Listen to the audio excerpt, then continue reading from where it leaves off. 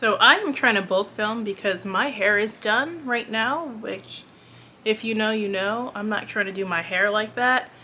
And because this is like the summer of congestion. Like, I feel like half the time when I try to sit down to do a video, I have to clear all the out my throat. And I'm like waiting for this allergy season to be over. Like, summer is almost over. And now they're telling us we're about to get into like fall allergy season and cold season. I just want to be able to breathe clear.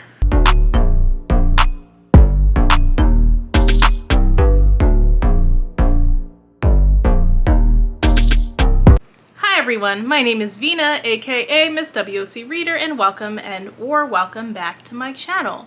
And today I just wanted to quickly talk about the books that are on my Kindle that I want to read before the end of the year. Because I was browsing through my Kindle the other day and I'm like, do I even read? Because there are just so many unread books there. A lot of them that I got for free. Some of them I got for like discount. It was either 99 cents or $1.99 and I jumped on it because it sounded interesting. And then I'd be like extra mood reading when it comes to my Kindle books. So sometimes they'll sit there for a couple of years before I finally pick it up, and then I might, or sometimes I'll read it right away. There are plenty on here that I read like the first couple of pages and then got distracted and kind of abandoned them for another book, and I need to get back to. So these are in no particular order. It's just the stuff that I realistically think I can read before the end of the year. So One Snowy Seduction, which is part of the Bays of Christmas series, which was a series of novellas released last Christmas by various Black authors. This one is by A.C. Arthur, who I've read before and enjoyed. 'Tis the season for getting great gifts, and Tisha Palmer just won the trip of a lifetime to the French Alps. The only pitfall to her holiday vacation is the appearance of her distractingly sexy friend-turned-enemy, Kendrick McLaughlin. An unexpected blizzard that traps them in a mountainside cabin might be exactly what they needed to face the past. And one snowy night is all it takes to convince Tisha and Kendrick that some things are better together. So if you've been following me for a while, you know I love Christmas, and this sounds short, sweet, and sexy. And this is probably going to end up being a December read, if not a November read.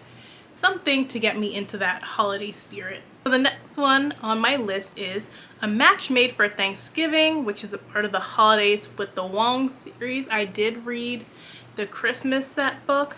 This is actually the first book in the series, and it's a story that takes place on Thanksgiving, which you don't see a lot of. So, advertising executive Nick Wong enjoys living in Toronto. He loves late night partying and taking women back to his penthouse. And so it is with great reluctance that he returns to his boring hometown of Mosquito Bay for Thanksgiving. This year, however, is even worse than usual.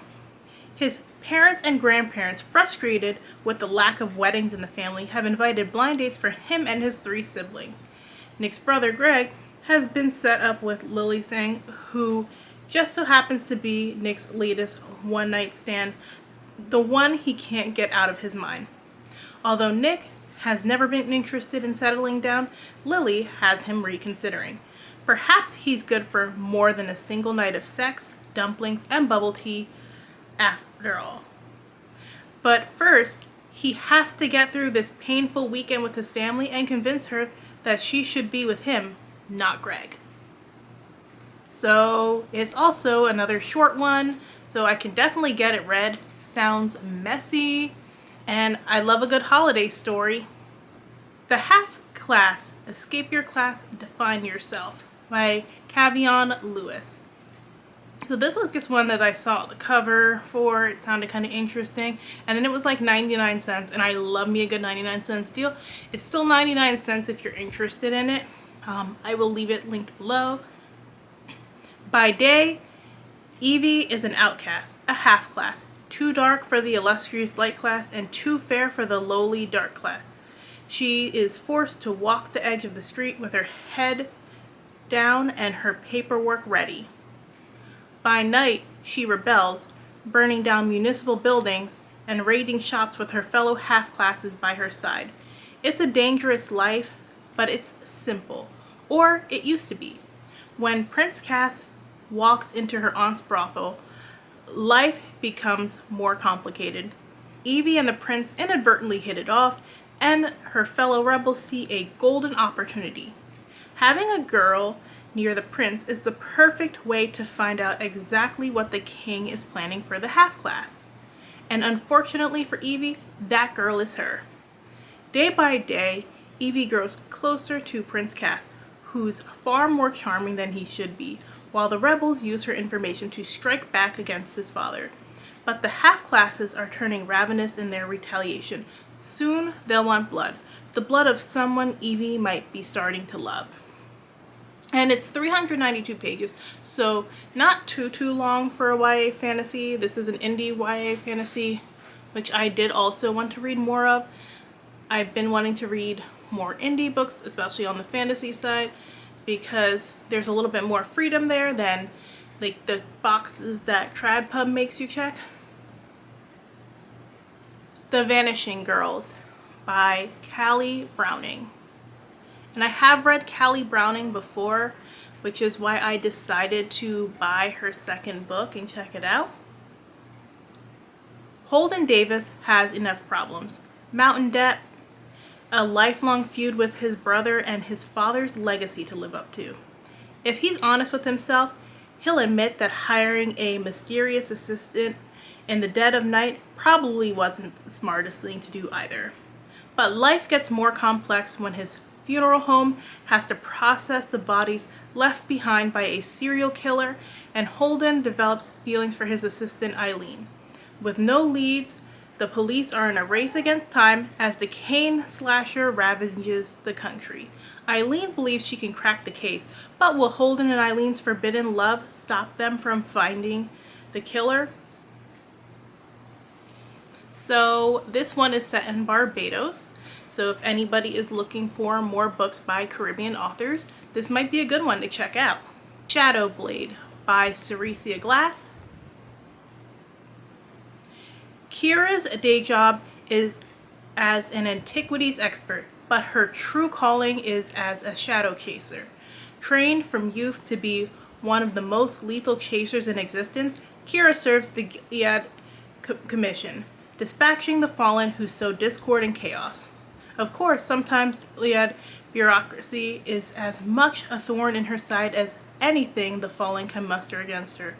Right now, though, she's got a bigger problem. Someone is turning the city of Atlanta upside down in search of a millennia-old Egyptian dagger that just happens to have fallen into Kira's hands.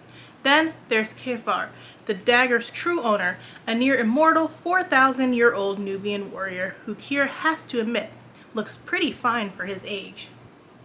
Joining forces is the only way to keep the weapons safe from the sinister shadow forces, but now Kira is in deep with someone who holds more secrets than she does, the one person who knows just how treacherous this fight is. Because every step closer to destroying the enemy is a step closer to losing herself to shadow forever. So this is an adult urban fantasy that was recommended to me last year. I said I wanted to get into, I think it was last year. I said I wanted to get into more urban fantasy, especially on the adult side. So I've heard good things about it. Hopefully it lives up to it. This was also one that was on sale. It's currently 99 cents, so check that out if you're also looking for more adult urban fantasy. Treble by Real Z Adams. A spilled chai tea latte and a swipe to the right thrust Sadie headfirst into Hendrix and Nova's life.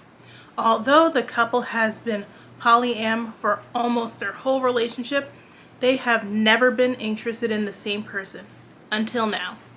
Hendrix and Nova are not prepared for the heady, wondrous heat of the ride the three of them take. But they know one thing for sure, their lives will never be the same. So this is completely different from the type of stuff I normally read, and this was actually gifted to me for my birthday by Real Adams, who is the author. It is short, It says 116 pages, which means it'll be a quick read, and it's definitely going to be outside of my comfort zone, but it sounds really hot. I remember Nicole from Who Picked This Book giving it a good review, so I can definitely do it, and I think it's going to be good for when I just want like a sexy, quick to read romance.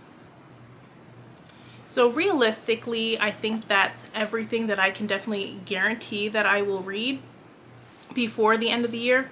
That's not to say I won't definitely be trying to squeeze in other books, and I have my other monthly like arcs and stuff set for my TBR, but these are my goals.